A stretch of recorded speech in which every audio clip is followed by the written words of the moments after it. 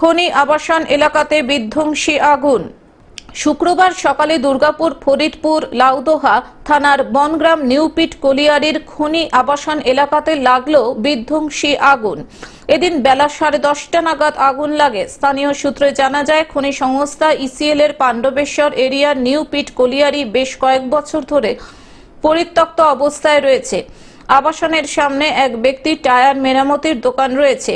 এদিন সেই দোকান থেকেই প্রথমে আগুনের ধোঁয়া বের হতে দেখা যায়। পরে সেই আগুন ছড়িয়ে পড়ে আবাসনে। ভয় আবাসিকরা বেরিয়ে আসেন প্রাণ বাঁচাতে। আবাসিক বিশাখা ডোম বলেন, বাড়িতে রান্না করছিলাম, হঠাৎ চিৎকার চেঁচামেচি শুনে বেরিয়ে এসে দেখি দাউ দাউ করে আগুন জ্বলছে।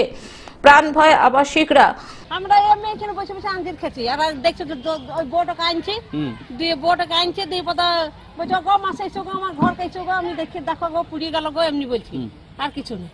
বাঁচতে অনেকেই এলাকা ছাড়েন। স্থানীয়রা আগুন নেভানোর কাজে হাত লাগান, কিন্তু তাতে আগুন নিয়ন্ত্রণে আসেনি। দমকলের একটি ইঞ্জিন ঘটনাস্থলে পৌঁছায়। দীর্ঘক্ষণের চেষ্টায় তারা আগুন নিয়ন্ত্রণে আনে।